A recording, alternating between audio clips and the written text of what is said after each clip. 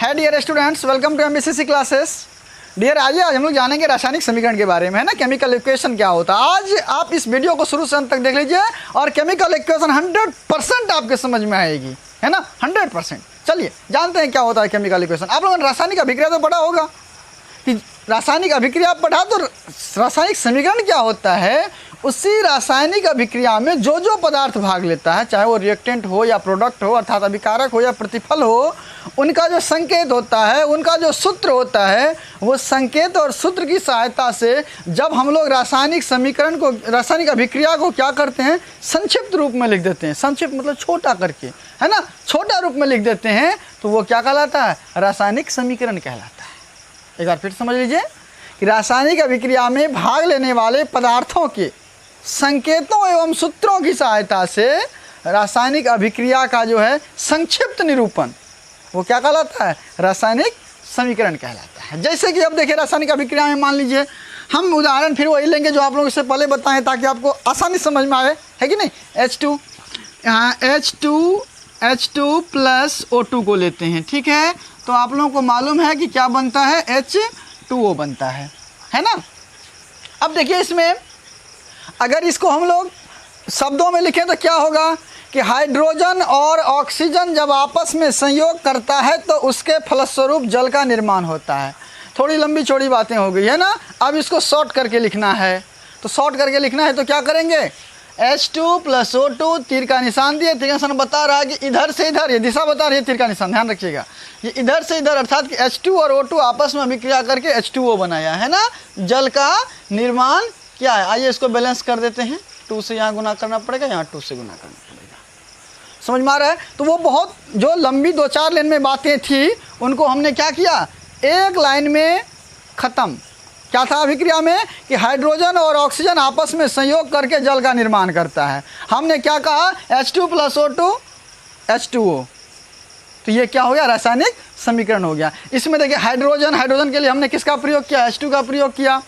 Oxygen का हमने किसका प्रयोग किया, O2 का प्रयोग किया। जल के लिए हमने किसका प्रयोग किया, H2O का प्रयोग किया। तो इस प्रकार से ये जल का, ये हाइड्रोजन का अनुसूत्र है, ये ऑक्सीजन का अनुसूत्र है, ये क्या है, जल का अनुसूत्र है। तो इस प्रकार से जो भी पदार्थ भाग लेता है उनका संकेत और अनुसूत्र का प्रयोग करके क्या करते हैं हम लोग, अभिक्रिया का संक्षेपण करते हैं, संक्षिप्त निरूपण जो करते हैं वही कहलाता है रासायनिक समीकरण। ये हो गया रासायनिक समीकरण, ठीक है। इसमें संकेत एवं सूत्र, संकेत और सूत्र 9वीं क्लास केमिस्ट्री में आपने पढ़ा होगा, निश्चित याद होगा ना कि संकेत और सूत्र क्या होता है। नहीं भी याद है समझिए, ये क्या है, H2 लिखा तो ये क्या है, हाइड्रोजन का अनुसूत्र है, ये क्या है, ऑक्सीजन का अनुसूत्र है। और आप H अगर लिखते हैं, केवल H लिखते हैं तो ये क्या है, संकेत है। अगर केवल Cl लिखते हैं तो क्या है, ये क्लोरीन का संकेत है, ये हाइड्रोजन का संकेत है। C लिखते हैं तो कार्बन का संकेत है। ऐसा आप लोगों ने पढ़ा होगा, ठीक है, 9वीं क्लास की केमिस्ट्री में। तो इस प्रकार से रासायनिक समीकरण समझ में आया। फिर से बता दूं एक बार, आप अगर बोर हो रहे होंगे, हो सकता है कि ये सर बार बार बता रहे हैं, तो कोई बात नहीं, हम चाहते हैं कि एकदम आसानी से आपके दिमाग में हम बैठा दें, एडजस्ट करवा दें कि लाइफ में कभी आपके दिमाग से जो है ना बाहर ना निकले, है ना। हाँ, एकदम लॉन्ग टाइम मेमोरी में इसको हम चाहते हैं आपका स्टोर कर दें। तो रासायनिक समीकरण में क्या देखा हमने कि रासायनिक समीकरण क्या होता है कि रासायनिक अभिक्रिया में भाग लेने वाले पदार्थों, रासायनिक अभिक्रिया में भाग लेने वाले पदार्थों के संकेतों एवं सूत्रों की सहायता से अभिक्रिया का संक्षिप्त निरूपण क्या कहलाता है, रासायनिक समीकरण कहलाता है, ठीक है। यह है रासायनिक समीकरण अर्थात केमिकल इक्वेशन। अब इसे हम लोग रासायनिक समीकरण को लिखने का कुछ नियम होता है। रासायनिक समीकरण को हम कैसे लिखें, ठीक है, रासायनिक समीकरण को कैसे लिखें, इसके लिए लिखने का कुछ नियम होता है। क्या सब नियम होता है, चलिए हम लोग इस बातों को जानते हैं। इसमें सबसे बड़ी बात आप पहला नंबर पर जान लीजिए। रासायनिक समीकरण अगर लिखने की बात होती है, रासायनिक समीकरण लिखने के नियम को अगर हम लोग देखें तो क्या होता है, ध्यान रखिएगा। रासायनिक समीकरण लिखने के नियम, ठीक है। रासायनिक समीकरण लिखने के नियम, क्या सब नियम होते हैं रासायनिक समीकरण लिखने के, जरा इस बात को देखिए।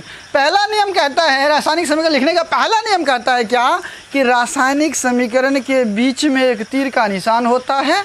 अभी अभी हमने लिखा था, आपको याद होगा, देखिए अभी अभी हमने लिखा था H2 प्लस O2 अर्थात H2O, तीर का निशान होता है, इस तीर निशान के बाईं ओर हम लोग अभिकारक को लिखते हैं। अभिकारक मतलब जो कि अभिक्रिया में भाग ले, अभिकारक को लिखते हैं, और दाईं ओर प्रतिफल को लिखते हैं। ध्यान रखिएगा, दाईं ओर किसको लिखते हैं?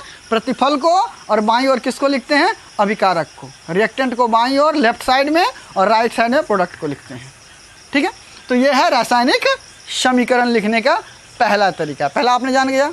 दूसरा नियम क्या कहता है? दूसरा नियम कहता है अभिकारक जो भी हो, अभी तो 2 ही हैं, 2 से अधिक भी हो सकता है, तो 2 या 2 से अधिक अगर अभिकारक हैं तो उनके बीच में प्लस का चिन्ह देना है, प्लस का चिन्ह देना, धन चिन्ह देना है। ठीक है, चलिए और क्या कहता है? ये तो दूसरा नियम हुआ। तीसरा नियम, जैसा कि आप लोगों को हमने बता ही दिया कि दाईं ओर में किसको लिखा जाता है? प्रतिफल को। पहला क्या हुआ? अभिकारक को तीर के निशान के बाईं ओर। दूसरा क्या कहता है? प्रतिफल को दाईं ओर। तीसरा नियम क्या कहता है कि ये अभिकारक के बीच में धन चिन्ह देना है। चौथा नियम कहता है कि जो प्रतिफल है, प्रतिफल भी अगर 2 से अधिक है तो उसमें भी क्या करना है? धन का चिन्ह देना है। ठीक है, जैसे कि आप लोगों को इससे पहले बताया गया होगा, प्रकाश संश्लेषण बायोलॉजी का जो हमने वीडियो अपलोड किया है उसमें प्रकाश संश्लेषण एक टॉपिक है। उसमें प्रकाश संश्लेषण में एक अभिक्रिया, एक इक्वेशन को मैंने दिया था, इक्वेशन को हमने लिखा था। वो इक्वेशन क्या था जरा गौर से देखिएगा। उसमें इक्वेशन था कि carbon dioxide CO2 plus H2O, और यहाँ था क्या? सूर्य का प्रकाश था, और इसके नीचे में हमने लिखा था आपको क्लोरोफिल को लिखा था, और यहाँ हमने लिखा था ग्लूकोज C6H12O6, ग्लूकोज का सूत्र होता है, और प्लस हमने O2 को लिखा था, और यहाँ प्लस हमने किसको लिखा था? जलवाष्प को लिखा था। ठीक है, H2O को लिखा था। तो अब देखिए ये प्रोडक्ट है ना, ये क्या हुआ? प्रोडक्ट, प्रतिफल, और ये क्या हुआ? अभिकारक। अभिकारक और प्रतिफल अगर आप नहीं जानते तो केमिस्ट्री का पहला वीडियो जो बिट्टू सर के द्वारा डाला गया इसी चैनल पर, तो उसको आप देख करके समझ सकते हैं। ठीक है, तो इसमें आप देखिए गौर से, ये क्या हो गया? प्रतिफल हो गया, ये अभिकारक है। तो चौथा नियम क्या कहता है कि अब प्रतिफल में भी अगर 2 या 2 से अधिक हो तो उनके बीच में भी क्या होता है? धन चिन्ह होता है, अर्थात प्लस का चिन्ह दिया जाता है। ठीक है, और अगला नियम क्या कहता है? तीर का निशान।